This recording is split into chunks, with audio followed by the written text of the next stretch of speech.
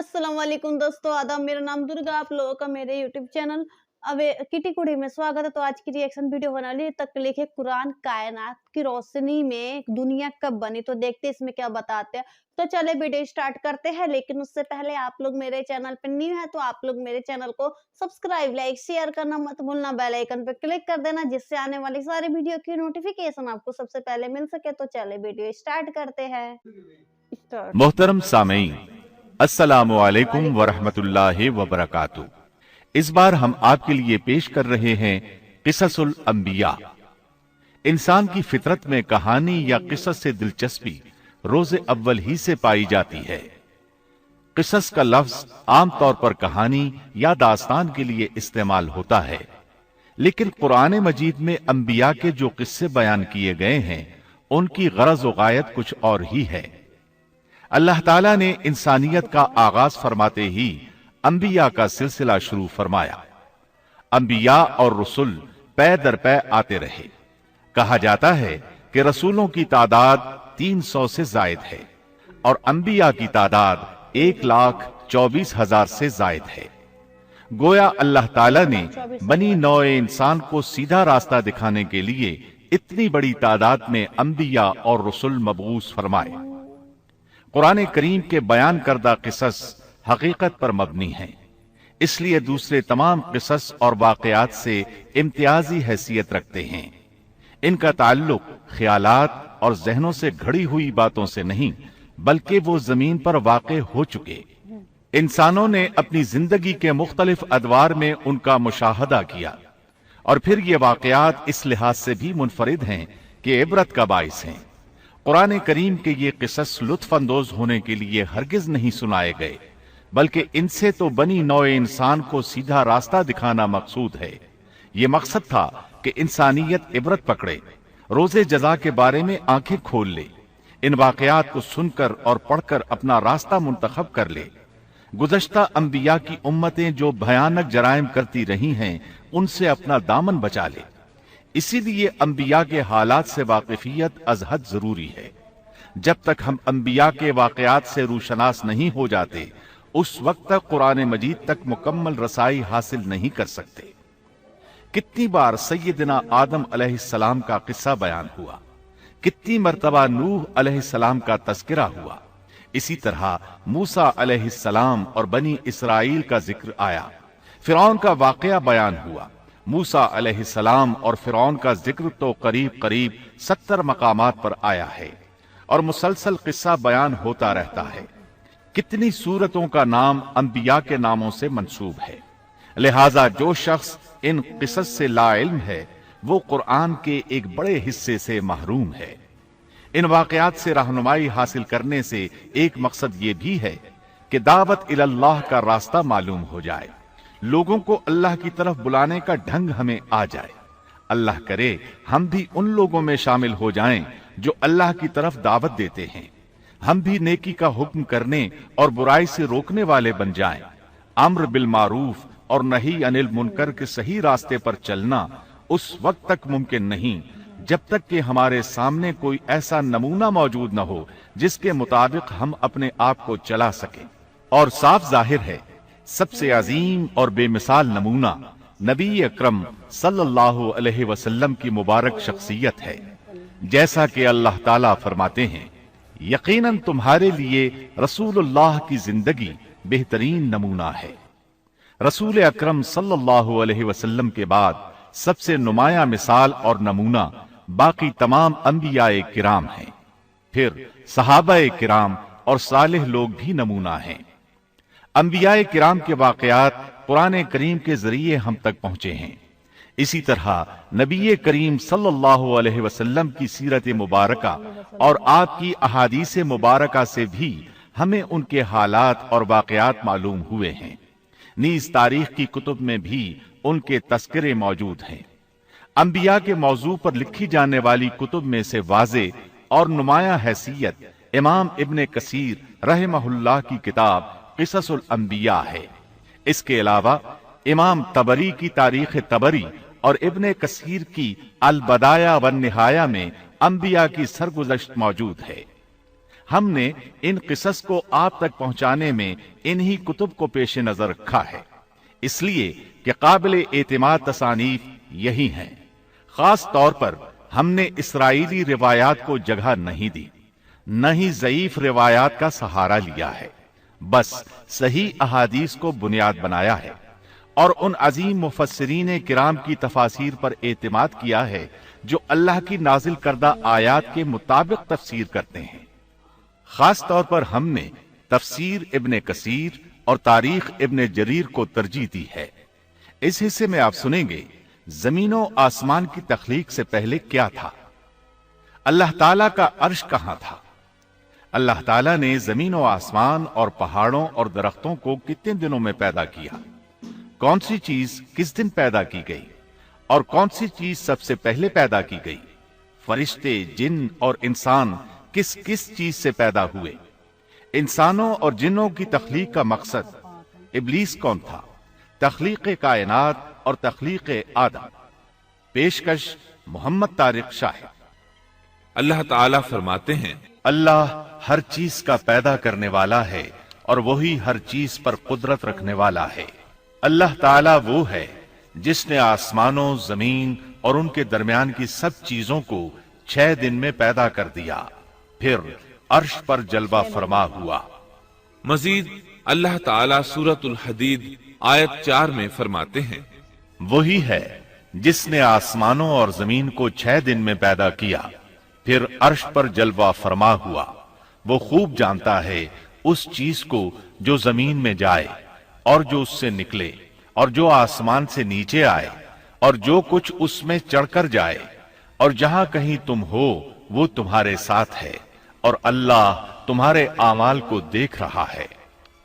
اسی طرح اللہ تعالیٰ سورہ ہود آیت 7 میں فرماتے ہیں، اور اللہ ہی وہ ذات ہے جس نے 6 دن میں آسمانوں اور زمین کو پیدا فرمایا اور اس کا عرش پانی پر تھا۔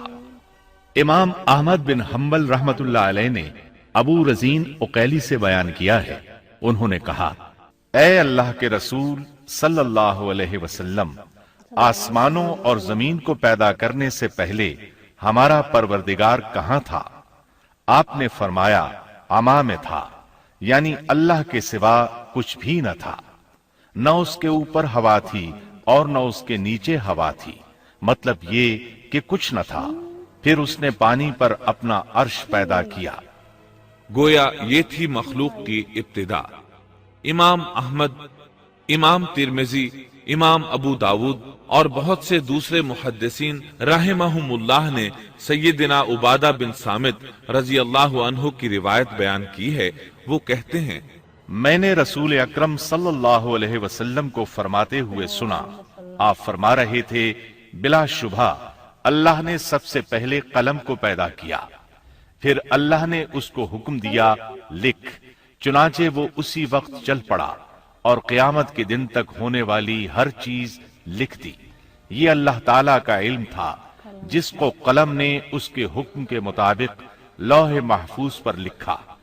امام مسلم رحمت اللہ علیہ نے سیدنا عبداللہ بن عمرو بن عاص رضی اللہ عنہما کی روایت بیان کی ہے، اس میں سب سے پہلی چیز کے بارے میں وضاحت کی ہے اور جمہور فقہا کی رائے بھی یہی ہے۔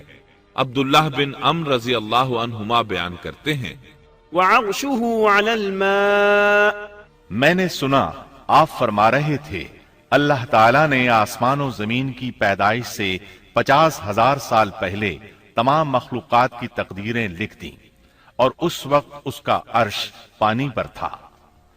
اس حدیث مبارک سے واضح ہو گیا کہ سب سے پہلے پانی اور پھر پانی پر عرش پیدا کیا گیا، پھر قلم کی پیدائش ہوئی، اس نے تقدیر تحریر کی، پھر آسمان اور زمین کی تخلیق ہوئی، اور جس حدیث میں آیا ہے کہ ابتدا میں قلم کو پیدا کیا گیا، اس کا مطلب یہ ہے کہ اس جہان کی مخلوقات میں سب سے پہلے اس کا نمبر ہے، نہ کہ باقی تمام جہانوں کی مخلوقات میں پہلا نمبر ہے، اور اس کا تذکرہ بخاری شریف کی اس حدیث میں ہے۔ یمن سے آئے ہوئے ایک وفد نے رسول اللہ صلی اللہ علیہ وسلم سے کہا، ہم آپ کے پاس دین کی سمجھ اور ابتدائے خلق کے بارے میں پوچھنے کے لیے آئے ہیں، یہ کہ کہ سب سے پہلے کیا چیز تھی؟ آپ نے فرمایا اللہ تھا، اس سے پہلے کوئی چیز نہ تھی، اس کا عرش پانی پر تھا، پھر اس نے لوح محفوظ پر ہر چیز لکھ دی اور آسمان اور زمین کو پیدا کیا، یعنی ابتدا میں پانی پر عرش کی تخلیق ہوئی، پھر قلم کی پیدائش ہوئی، اس نے سب کچھ لکھ دیا۔ علماء کرام کا بیان ہے قلم کے فوراً بعد لوح محفوظ کو پیدا کیا گیا، چنانچہ قلم نے لوح محفوظ میں ہر چیز لکھ دی۔ اس کے بعد کائنات کی باقی مخلوقات اور آسمان و زمین کی پیدائش معرض وجود میں آتی گئی۔ اشیاء کی پیدائش والی ترتیب میں علماء کرام کے کئی اقوال ہیں، اور ہم نے آپ کے سامنے جمہور علماء اور فقہا کی پسندیدہ اور راجح ترتیب پیش کی ہے۔ آسمان اور زمین کی مخلوقات کی ترتیب کیا ہے، اس بارے میں امام مسلم رحمت اللہ علیہ نے سیدنا ابو ہریرہ رضی اللہ عنہ کی روایت پیش کی ہے۔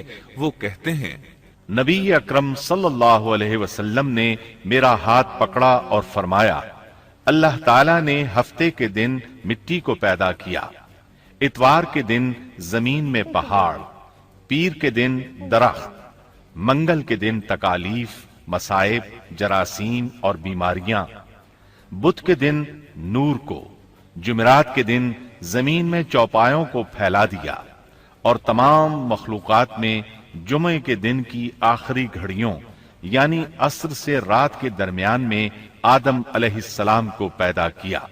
مطلب یہ کہ ابتدائے آفرینش میں جن مخلوقات کی تخلیق ہوئی ان میں سے آخری مخلوق انسان تھا۔ اس حدیث میں مختلف حالات کو نہایت وضاحت سے بیان کیا گیا ہے۔ اس سے بخوبی پتہ چل گیا کہ ابتدائی مخلوقات کی ترتیب کیا تھی۔ ان میں سے آخری نمبر آدم علیہ السلام کا تھا، جبکہ آدم علیہ السلام نسل انسانی میں سب سے پہلے اور تمام انسانوں کے باپ ہیں۔ انسانوں سے پہلے فرشتے اور جن پیدا ہو چکے تھے۔ صاحب عقل مخلوقات میں سب سے پہلا نمبر فرشتوں کا، دوسرا نمبر جنوں کا اور آخری نمبر انسانوں کا ہے۔ فرشتوں کا اصل ٹھکانہ آسمان ہے۔ اللہ تعالی سورۃ الشورى آیت 5 میں فرماتے ہیں قریب ہے کہ آسمان اپنے اوپر سے پھٹ پڑے اور تمام فرشتے اپنے رب کی تسبیح اور تحمید بیان کر رہے ہیں اور زمین والوں کے لیے استغفار کر رہے ہیں۔ خبردار، اللہ تعالی معاف کرنے والا، رحمت کرنے والا ہے۔ مسلم شریف میں ہے، سیدہ عائشہ صدیقہ رضی اللہ عنہا سے روایت ہے کہ نبی اکرم صلی اللہ علیہ وسلم نے فرمایا فرشتوں کو نور سے اور جنوں کو آگ سے پیدا کیا گیا، اور آدم کو اس چیز سے پیدا کیا گیا جو تمہارے لیے بیان کر دی گئی، یعنی مٹی سے۔ فرشتوں کی تخلیق کے بعد جنوں کو پیدا کیا گیا۔ جنوں کو بھی انسانوں سے پہلے پیدا کیا گیا تھا، جیسا کہ اللہ تعالیٰ سورۃ الحجر آیت 27 میں فرماتے ہیں اور اس سے پہلے جنات کو ہم نے لو والی آگ سے پیدا کیا۔ جنات کے بارے میں بہت زیادہ آیات و احادیث موجود ہیں۔ اللہ تعالیٰ فرماتے ہیں اور جنات کو آگ کے شعلے سے پیدا کیا گیا۔ مارج آگ کے بھڑکتے شعلے کے کنارے کو کہتے ہیں، گویا جنوں کو آگ کی جڑ سے نہیں بلکہ آگ کے شعلوں کے کنارے سے پیدا کیا گیا ہے۔ قرآن مجید میں اللہ تعالیٰ نے ابلیس شیطان کا قول نقل کیا ہے، تو نے مجھے آگ سے پیدا کیا۔ اسی طرح پہلے بھی بیان ہو چکا ہے کہ اللہ نے فرمایا اور اس سے پہلے جنات کو ہم نے لو والی آگ سے پیدا کیا۔ یہ ہے جنات کی اصل اور بنیاد۔ ابلیس ملعون بھی جنات میں سے ہے، اور اس مسئلے میں کسی کو تردد اور شبہ نہیں ہونا چاہیے، اس لیے کہ قرآن مجید میں ہے اور ابلیس جنوں میں سے تھا۔ مطلب یہ کہ وہ فرشتوں میں سے نہیں تھا۔ حسن بصری رحمت اللہ علیہ فرماتے ہیں وہ پلک جھپکنے کے برابر بھی فرشتوں کی جنس میں داخل نہیں ہوا، اور نہ ہی وہ کبھی فرشتوں میں شمار ہوا ہے۔ وہ جنات میں سے ہے کیونکہ اس نے خود اقرار کیا تھا، اے اللہ تو نے مجھے آگ سے پیدا کیا ہے۔ اگر یہ فرشتہ ہوتا تو اس وقت کہتا، اے اللہ تو نے مجھے نور سے پیدا کیا ہے، اس لیے ابلیس کا جن ہونا روز روشن کی طرح عیاں ہے۔ سیدنا عبداللہ بن عمر رضی اللہ عنہما اور سیدنا عبداللہ بن عباس رضی اللہ عنہما فرماتے ہیں، آدم علیہ السلام سے 2000 سال پہلے جنات پیدا کیے گئے۔ وہ ہماری اس زمین پر رہائش پذیر تھے۔ آہستہ آہستہ وہ فسق و فجور میں مبتلا ہو گئے۔ جب وہ فتنہ فساد میں حد سے بڑھ گئے، ناحق خون بہانے لگے، تو اللہ تعالیٰ نے ان کی طرف فرشتوں کا عظیم لشکر بھیجا۔ ان سے جنات کی زبردست مارکہ آرائی ہوئی۔ اس مارکہ آرائی میں فرشتوں نے جنات کو تہس نہس کر دیا اور وہ سمندروں کی جزیروں میں پناہ لینے پر مجبور ہو گئے۔ زمین کے ہر بر اعظم سے انہیں جلا وطن کر دیا گیا۔ چنانچہ آج تک ان کا مسکن یہی جزیرے اور عظیم مراکز ہیں۔ یہ واقعہ آدم علیہ السلام کی تخلیق سے پہلے ہو چکا ہے۔ احادیث مبارکہ میں ہے کہ ابلیس ملعون کا ایک تخت ہے اور وہ تمام جنات کا سردار اور حکمران ہے۔